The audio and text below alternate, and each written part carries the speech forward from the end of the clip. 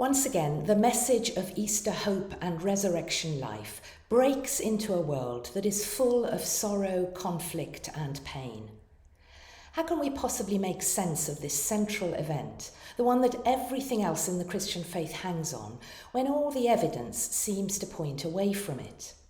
When much of the time it feels like death and hatred and evil have the final say, rather than life and love and hope. Both on a global scale, but perhaps personally too, for there is so much suffering and loss. Well, if you rely on your emotions, on how you feel at any particular moment and in response to any specific event that might make you happy or sad, if you rely on your feelings, then faith is indeed a fickle thing. For sometimes God can feel close, and other times far away. But the truth at the heart of the gospel is that God, through Christ, is ever present, whatever is going on, and whether or not we experience that closeness or not. I have these words of Carl Jung hanging in the hallway of our home, and I look at them every time I come in or go out. Bidden or not bidden, God is present. God was present on Good Friday just as much as on Easter Day.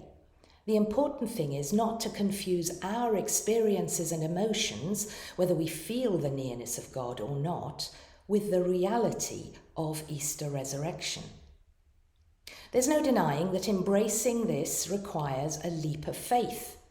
No logic or experiment will prove the existence of God or convince you of the Easter story. But faith knows more. In the words of the French mathematician and philosopher Blaise Pascal, the heart has reasons of which reason knows nothing. On Easter morning, Christ rose from the dead and broke the power of death and hatred through the strength of his love and sacrifice. And as Christians, we try to embody that in the way we live our lives, in the service of others, speaking out against injustice, seeking to respond in love wherever there is hate. This is the Easter story, and it is ours to tell. It is challenging, mysterious, and life-changing. It offers light and hope in the midst of darkness, and I commend it to you wholeheartedly.